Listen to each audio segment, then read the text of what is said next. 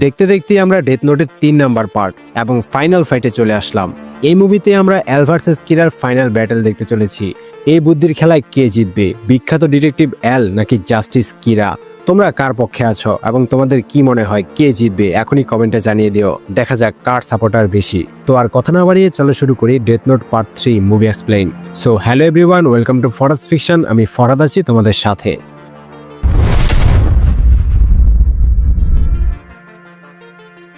তখনই লাইট হেডকোয়ার্টারে এসে বলে সে ভাবছে সেই হয়তো কিরা, কারণ সে আগে থেকে চারদিকে ঘটা অন্যায় অবিচার নিয়ে ভাবতো। হতে পারে তার মাল্টিপল পার্সোনালিটি ডিসঅর্ডার আছে, অর্থাৎ সে নিজেই কিরা কিন্তু সে নিজেও জানে না।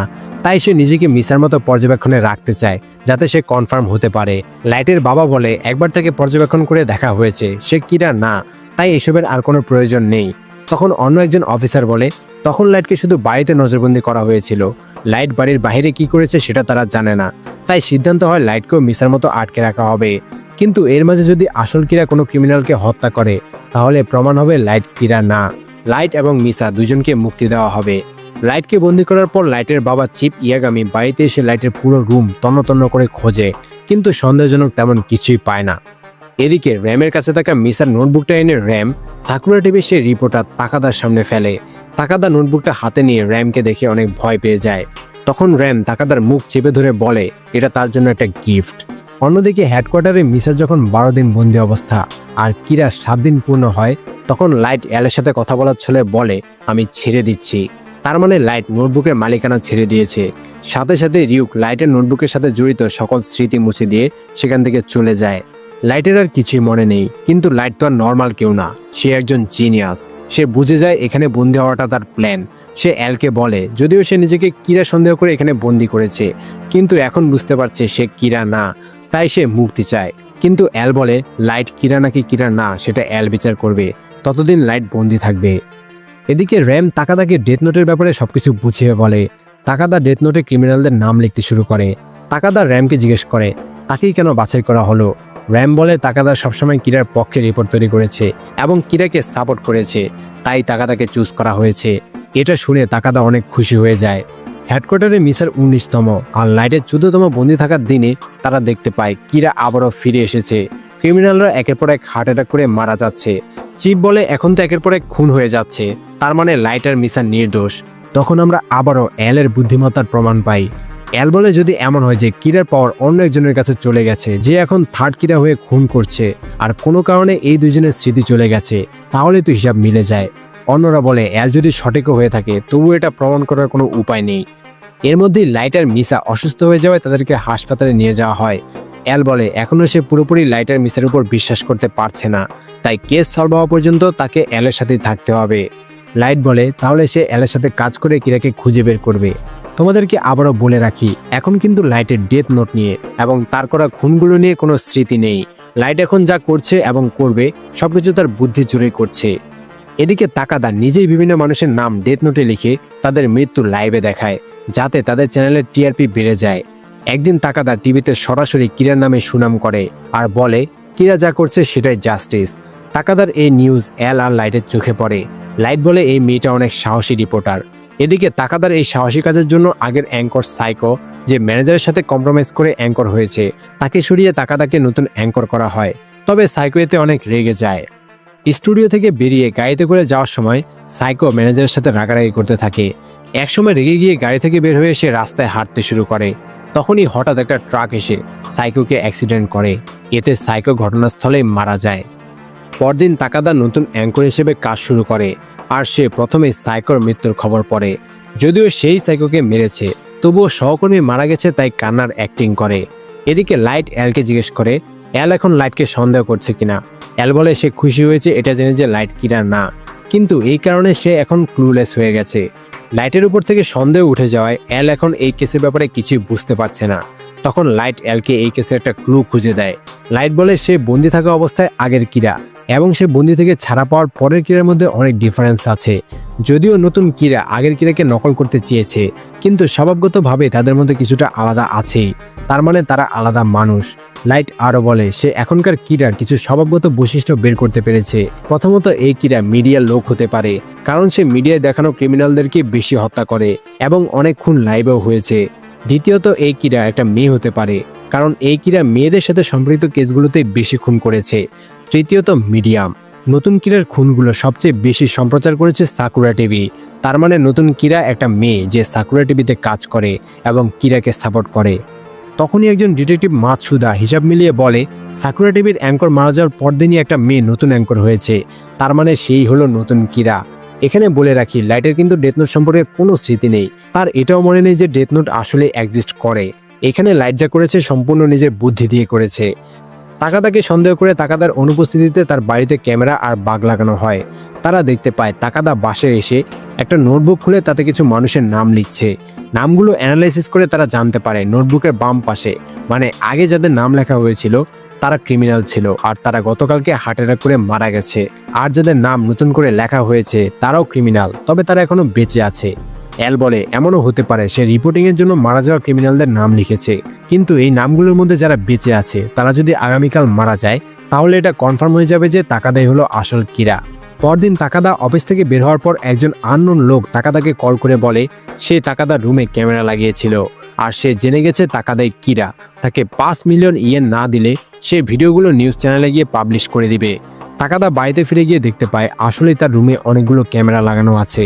একই সাথে পরদিন তাকাদার নোটবুকে লেখা ক্রিমিনালগুলো মারা যায়। এতে লাইট, এল সহ বাকিরা কনফার্ম হয়ে যায় যে তাকাদাই হচ্ছে কিরা।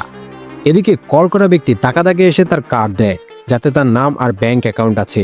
সে তাকাদাকে তার অ্যাকাউন্টে 5 মিলিয়ন ইয়েন ট্রান্সফার করতে বলে। এরপর সে দ্রুত চলে যায়। নির্দিষ্ট সময়ের মধ্যে তাকাদা তাকে 5 মিলিয়ন ইয়েন না দেওয়ায় সে নিউজ চ্যানেলে গিয়ে লাইভে নতুন কিরার ভিডিও টেপ দেখানোর কথা বলে। তখন ভয় পেয়ে তাকাদা সেই লোকের কার্ড থেকে সেই লোকটার নাম নিয়ে ডেথ নোটে লিখে দেয়। সবকিছুই এল, লাইট সহ বাকিরা দেখছিল।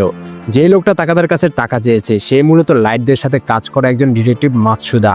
নির্দিষ্ট সময় পার হয়ে গেল, তাকাদা দেখতে পায় টিভিতে দেখানো লোকটা মানে মাতসুদা মারা যাচ্ছে না। তখন সে বুঝে যায় যে সেই লোকটা তাকে ভুল নাম দিয়েছে। তখন তাকাদা বাধ্য হয়ে সেই লোকটাকে মারার জন্য র্যামের সাথে ডিল করে শিনিগামির চোখ নিয়ে নেয়।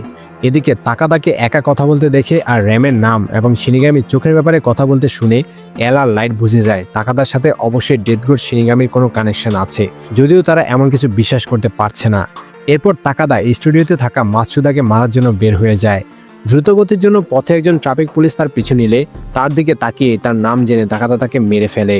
এরপর তাড়াহুড়ো করে স্টুডিওতে চলে যায়, কিন্তু সেখানে গিয়ে তাকাদা কোনো মানুষকে দেখতে পায় না। সেখানে একটা ম্যানিকুইন বসানো আছে। তখনই অফিসাররা হেলমেট পরে এসে তাকাদার হাত বেঁধে দেয় আর তার চোখে পট্টি লাগিয়ে দেয়। এল এসে বলে এই সবকিছুই তাকাদাকে ধরার জন্য তাদের প্ল্যান ছিল। এরপর এল বলে, তুমি যার নাম লেখো সেই মারা যায়, কিন্তু কিভাবে? তখনই লাইট বলে, ডেথ নোটে যার নাম লেখা হয় সেই মারা যায়, আর এটা একটা ডেথ নোট। এই কথা শুনে চিপ ডেথ নোট হাতে নেয়। তখনই সে র্যামকে দেখতে পায় এবং অনেক ভয় পেয়ে যায়। এরপর এল ও নোটবুকটা হাতে নিয়ে র্যামকে দেখতে পায়। এরপর লাইট এসে এলের থেকে নোটবুক নেয়। তবে এখানেই ঘটে আসল টুইস্ট। ডেথ নোট টাচ করার সাথে সাথেই লাইটের আগে সব স্মৃতি মনে পড়ে যায়। লাইট আবারও কিরা হয়ে যায়। লাইট মনে মনে বলে সবকিছু কন্ট্রোলে চলে এসেছে। তখন আমরা ফ্ল্যাশব্যাকে সেদিন জঙ্গলে লাইট কি প্ল্যান করেছিল সেই ব্যাপারে জানতে পারি। শিনিগামি থেকে সে জেনেছে ডেথ নোটের মেমোরি ইরেজ হয়ে গেলে সে যদি আবারও একটা ডেথ নোট টাচ করে তাহলে আগে সব মেমোরি ফিরে পাবে, তবে নোটবুক স্পর্শ করে না রাখলে আবারও সব ভুলে যাবে। পার্মানেন্টলি মেমোরি ফিরে পাওয়ার জন্য তাকে ডেথ নোটের আগের মালিককে হত্যা করে ডেথ নোটের মালিকানা পেতে হবে। লাইট র্যামকে ডেথ নোটে তার বানানো একটা নতুন মিথ্যা রুল অ্যাড করতে বলে। মিথ্যা রুলটা হলো যদি ডেথ নোটের মালিক 13 দিনের মধ্যে ডেথ নোটে কারো নাম না লেখে তাহলে সে নিজেই মারা যাবে। এরপর র্যামকে নোটবুকটা 13 দিন পর অন্য একজনকে দিয়ে দিতে বলে যে কিরার কাজ করার জন্য উপযোগী। র্যাম বলে তাহলে তো লাইট নতুন কিরাকে খুঁজেই পাবে না। লাইট বলে সে তার বুদ্ধিমত্তা সম্পর্কে অবগত আছে, সে যেভাবেই হোক নতুন কিরাকে খুঁজে বের করবে, তার নিজের উপর ভরসা আছে। এখানেই ফ্ল্যাশব্যাক শেষ হয়। তারা সবাই নোটবুক টাচ করে শিনিগামি র্যামকে দেখে। এল বলে কিরা তাহলে এভাবেই খুন করে। তখন র্যাম সবাইকে তার ব্যাপারে বলতে শুরু করে, আর এই সুযোগে লাইট তার ঘড়ির মধ্যে থাকা ডেথ নোটের ছোট একটা টুকরার মধ্যে তার রক্ত দিয়ে তাকাদার নাম লিখে দেয়। এতে তাকাদা হার্ট অ্যাটাক করে সবার সামনেই মারা যায়। এল দ্রুত লাইটের থেকে ডেথ নোটটা নিয়ে চেক করতে থাকে তাকাদার নাম লেখা আছে কিনা, কিন্তু সেখানে তাকাদার নাম খুঁজে পায় না। এই ঘটনার পর আবারও তারা হেডকোয়ার্টারে ফিরে যায়। তারা এবার ইনভেস্টিগেশন করতে শুরু করে তাকাদা কিভাবে মারা গেল, সে সুইসাইড করেছে নাকি ধরা পড়ে যাওয়ায় অন্য কিরা তাকে হত্যা করেছে। লাইট বলে এমনও হতে পারে ডেথ নোটের মালিক পরিবর্তন হলে আগের মালিক মারা যায়। যদি এমন হয়ে থাকে তাহলে প্রথম ও দ্বিতীয় কিরা মারা গেছে। ডেথ নোট খুলে তারা সেই রুলসটা দেখতে পায়, যেটা লাইট র্যামকে দিয়ে ডেথ নোটে লিখিয়েছিল। যদি ডেথ নোটের মালিক 13 দিনের মধ্যে একটাও নাম না লেখে, তাহলে সে নিজেই মারা যাবে। লাইট আবারও বলে এই রুল অনুযায়ী আগের 2 কিরা ইতিমধ্যে মারা গেছে। লাইটের বাবা বলে লাইট আর মিসা 13 দিনের উপরে তাদের অবজারভেশনে ছিল, এর মাঝে তারা কোনো প্রকার ডেথ নোট ব্যবহার করেনি, আর তারা মারাও যায়নি। তার মানে লাইট আর মিসা কিরা হতেই পারে না। কিন্তু তখনও অ্যাল 13 দিনের এই রুলটা নিয়ে সন্দেহ করে। তবে আর কোনো উপায় না থাকায় অ্যাল মিসা আর লাইটকে মুক্ত করতে বাধ্য হয়। তবে অ্যাল লাইটকে তার সাথে এই কেসে কাজ করতে বলে, আর মিসাকে এতদিন তারা হাউস অ্যারেস্ট করে রেখেছিল, তবে এখন তাকে ছেড়ে দেওয়া হয়। মিসার কিন্তু এখনও ডেথ নোটের কোনো স্মৃতি মনে নেই। হেডকোয়ার্টার থেকে বের হওয়ার আগে লাইট মিসার সাথে দেখা করে। তখন লাইট মিসাকে জঙ্গলে গিয়ে তার বলা লোকেশনে মাটি খুঁড়তে বলে। মিসাও বের হয়ে লাইটের কথা মতো জঙ্গলের সেই জায়গায় গিয়ে মাটি খোঁড়ে যেখানে লাইট তার ডেথ নোটটা লুকিয়ে রেখেছিল। বক্স খুলে মিসা ডেথ নোটটা দেখতে পায়, আর টাচ করার সাথে সাথে মিসা আবারও ডেথ নোটের সাথে সম্পৃক্ত সকল স্মৃতি ফিরে পায়। স্মৃতি যাতে মুছে না যায় তাই মিসা ডেথ নোটের মালিকানা নিয়ে নেয়।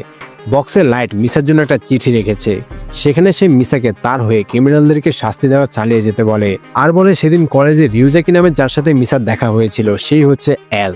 মিসা তো অ্যালের নাম সেদিন দেখেছিল। লাইট মিসাকে অ্যালকে মেরে ফেলতে বলে। বাড়ি ফিরে এসে মিসা অ্যালের নাম মনে করার অনেক চেষ্টা করে, কিন্তু এতদিনে সে নামটা ভুলে গেছে। সে তো জানতো না কলেজে দেখা রিউজাকি হচ্ছে অ্যাল, যার কারণে সেভাবে সে নামটাও খেয়াল করেনি। আর একবার মালিকানা ছেড়ে দেওয়ায় মিসা শিনিগামির চোখও হারিয়ে ফেলেছে। তখন মিসা লাইটের কথা পূরণ করার জন্য অ্যালকে মারার জন্য রিউকের সাথে অর্ধেক আয়ের বিনিময়ে আবারও শিনিগামির চোখের ডিল করে। এদিকে আবারও ক্রিমিনালদেরকে হত্যা করা শুরু হয়। অ্যাল বলে মিসাকে ছাড়ার পরে আবারও খুন শুরু হয়েছে। অ্যাল বলে তার 13 দিনের রুলসটা নিয়ে সন্দেহ আছে, তাই তারা 2 জন ক্রিমিনালকে এনে একজনকে দিয়ে অন্যজনের নাম লেখাবে। এরপর অন্য ক্রিমিনালটাকে ডেথ নোট থেকে দূরে রাখবে। যদি নাম লেখা ক্রিমিনালটা 13 দিন পর মারা না যায়, তাহলে এই রুলটা মিথ্যা প্রমাণিত হবে। চিপ ইয়াগামি বলে তারা এইভাবে জীবন নিয়ে এক্সপেরিমেন্ট করতে পারবে না, এটা ইলিগাল। তবে পরদিন আরও অনেক ক্রিমিনাল মারা যায়, যার কারণে লাইটের বাবা চিপ ইয়াগামি অ্যালকে এসে বলে তারা অ্যালের কথা মতো এক্সপেরিমেন্ট করে দেখবে, আর চিপ নিজে এই এক্সপেরিমেন্টের পুরো দায়িত্ব নেবে। এরপর চিপ তাকাদার থেকে উদ্ধার করা ডেথ নোটটা নিয়ে এক্সপেরিমেন্ট করার উদ্দেশ্যে ওয়াশিংটন ডিসি জেলখানায় যাওয়ার জন্য রওনা দেয়। তারা চলে যাওয়ার পর লাইট অ্যালকে বলে তুমি এখন কি ভাবছো? অ্যাল বলে ওয়াটারি মিসাকে নিয়ে হেডকোয়ার্টারে আসছে। সে এখনও সন্দেহ করছে মিসা হচ্ছে সেকেন্ড কিরা, আর তার কাছে অন্য একটা ডেথ নোট আছে। কিন্তু কোনো কারণে মিসার উপর 13 দিন নাম না লিখলে মারা যাবে এই রুলটা কাজ করেনি। লাইট বলে যদি এমনটাই হয়ে থাকে তাহলে মিসা মুক্ত হওয়ার সাথে সাথেই অ্যালের নাম কেন লিখলো না? অ্যাল বলে হয়তো সেদিন কলেজে দেখার পর অনেকদিন কেটে যাওয়ায় সে নামটা ভুলে গেছে। অ্যাল আরও বলে সে মিসার সামনে যাবে, আর মিসা যখনই অ্যালের নাম দেখবে তখন অ্যালের নাম ডেথ নোটে লিখবে। তখন মিসা হাতে নাতে ধরা খাবে। লাইট অ্যালকে বলে মিসা ডেথ নোটে অ্যালের নাম লিখলে অ্যাল মারা যাবে। অ্যাল বলে তার মৃত্যুর পর সকল ডেথ নোট জ্বালিয়ে দেওয়া হবে, আর কেউ ডেথ নোট দিয়ে খুন করতে পারবে না। এরপর র্যাম লাইটকে বলে মিসার আয়ু আবারও কমে গেছে, মানে মিসা মারা যেতে চলেছে। এটা শুনে অ্যাল বলে আয়ু কমেছে মানে কি? তখন লাইট অ্যালকে ডিস্ট্র্যাক্ট করার জন্য বলে চলো একসাথে মিলে সেকেন্ড কিরাকে ধরা যাক। আর এটা শুনে র্যাম অনেক রেগে যায়, কারণ লাইটের কারণে মিসা মারা যেতে চলেছে।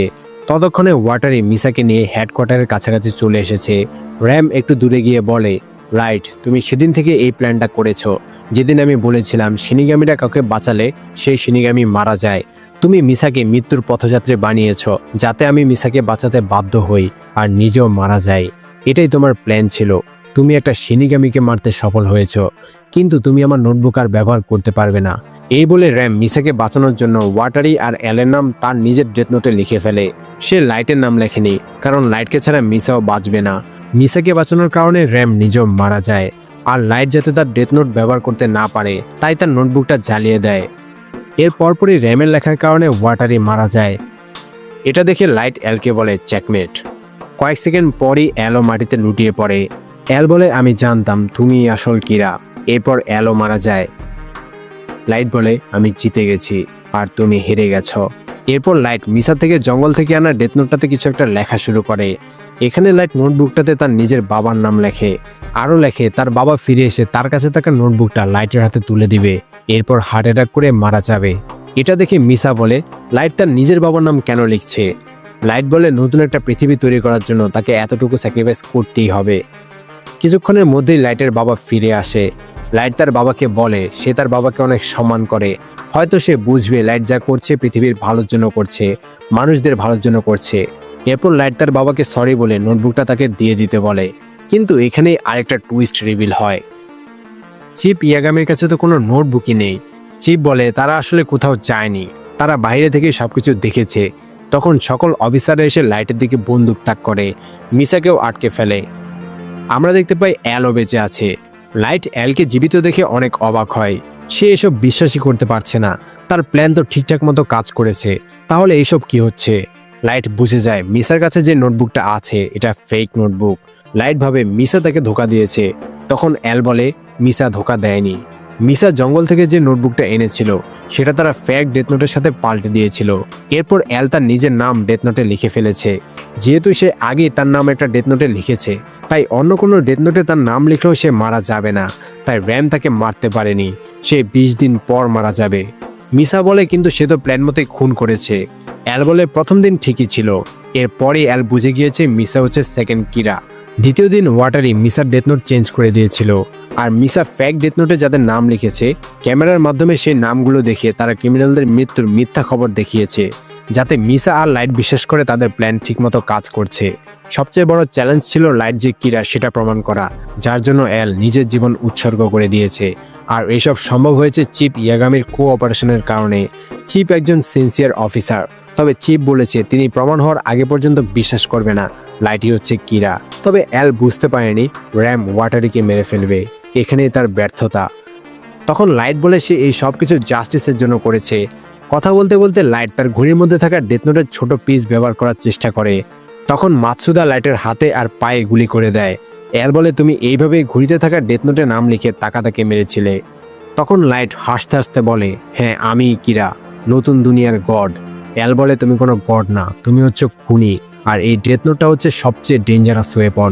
লাইট বলে অ্যাল তুমি তো কখনো তোমার কমফোর্টেবল রুম থেকে বের হয়ে দেখোনি, তাই এই ক্রুয়েল ওয়ার্ল্ড সম্পর্কে কিছুই জানো না। পৃথিবীতে ভালো মানুষদের বেঁচে থাকা অনেক কষ্টের, কিন্তু ক্রিমিনালরা বুক ফুলিয়ে চলাফেরা করে, ক্রাইম করে, যা আইনের মাধ্যমে সমাধান করা সম্ভব না। এরপর লাইট বলে তোমাদের সাথে কথা বলাই বৃথা।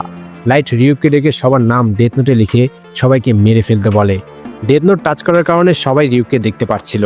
রিউক অন্য একটা ডেথ নোট বের করে নাম লেখা শুরু করলে অফিসাররা রিউকের দিকে গুলি চালায়, কিন্তু রিউকের তো কিছুই হয় না। নাম লেখা শেষে লাইট তাকে নামগুলো দেখাতে বলে। তখন লাইট দেখতে পায় রিউক ডেথ নোটে অফিসারদের নাম না লিখে লাইটের নাম লিখেছে। লাইট বলে তুমি এমনটা কেন করলে? রিউক বলে তুমি যথেষ্ট এনজয় করেছো আর না, আর একটা কথা তো বলতে ভুলেই গেছি, ডেথ নোট ইউজাররা স্বর্গ বা নরক কোথাও যাবে না, তারা সবসময়ের জন্য অন্ধকারে নিমজ্জিত থাকবে। এর পরপরই লাইট হার্ট অ্যাটাক করে। মারা যাওয়ার আগে সে তার বাবাকে বলে যায় সে যা করেছে ভালোর জন্যই করেছে, হয়তো তার বাবা তাকে বুঝবে। এখানেই কিরা মানে লাইট ইয়াগামি মারা যায়। অ্যাল বলে তারা ডেথ নোটগুলো পুড়িয়ে ফেলবে যাতে আর কেউ ব্যবহার করতে না পারে। যেহেতু অ্যাল ডেথ নোটে 20 দিন পর মৃত্যুর কথা লিখেছে, তাই খুব তাড়াতাড়ি অ্যালের মৃত্যুর দিনও ঘনিয়ে আসে। অ্যালের মৃত্যুর দিন চিপ শেষবারের মতো অ্যালের সাথে দেখা করতে যায়। চিপ বলে ডেথ নোটের কথা জানানো যায়নি কারণ কেউ বিশ্বাস করবে না, তাই তারা অ্যানাউন্স করেছে কিরা লাইটকে হত্যা করেছে, আর ধীরে ধীরে কিরাও হারিয়ে যাবে। অ্যাল বলে সে জানে না তার বাবা মা কেমন মানুষ, তবে সে চিপ ইয়াগামিকে তার নিজের বাবার মতো সম্মান করে। চিপ একজন বেস্ট ফাদার। এরপর অ্যাল চিপ ইয়াগামিকে বিদায় জানায়। সায়োনারা ইয়াগামি-সান। চিপ অ্যালকে সেলুট করে চলে যায়। এর কিছুক্ষণ পরেই অ্যাল মারা যায়। এই ঘটনার 1 বছর কেটে যায়। আজ লাইটের জন্মদিন। লাইটের মা আর বোন লাইটের কথা মনে করতে করতে কেক বানায়। অন্যদিকে ডেথ নোট পুড়িয়ে ফেলায় মিসা এখন সবকিছু ভুলে গেছে, যার কারণে মিসাকে অ্যারেস্ট করা হয়নি। সে শুধু জানে সে লাইটকে ভালোবাসতো। এরপর আমরা রিউককে হাসতে হাসতে আকাশে উড়ে বেড়াতে দেখি। মুভি এখানেই শেষ হয়। যদিও অ্যাল এবং লাইট ইয়াগামি মানে কিরা মারা গেছে, কিন্তু ডেথ নোটের কাহিনী এখানেই শেষ হয়নি। ডেথ নোটের আরও একটা মুভি আছে যার নাম light off the new world. যদি এরপর দেখতে আগ্রহী হও তাহলে ভিডিওতে 500 লাইক পূরণ করে দিও। যাওয়ার আগে কিছু কথা বলতেই হয়, ডেথ নোটের আসল মজা মুভিতে তেমনভাবে ফুটে ওঠেনি। এমনকি অনেক কিছুই এই মুভিতে চেঞ্জ করা হয়েছে, যার কারণে এই স্টোরি এলোমেলো হয়ে গেছে। যারা ডেথ নোটের আসল মজা পেতে চাও তাদেরকে ডেথ নোট অ্যানিমে দেখার জন্য সাজেস্ট করব। তবে মুভি কেমন লেগেছে অবশ্যই কমেন্টে জানাবে। এক্সপ্লেইন ভালো লাগলে অবশ্যই ভিডিওতে লাইক কমেন্ট অ্যান্ড শেয়ার করে দিও। আর এরকম আরও এক্সপ্লেইন পেতে অবশ্যই সাবস্ক্রাইব করে বেল আইকন বাজিয়ে দিও। Bye bye.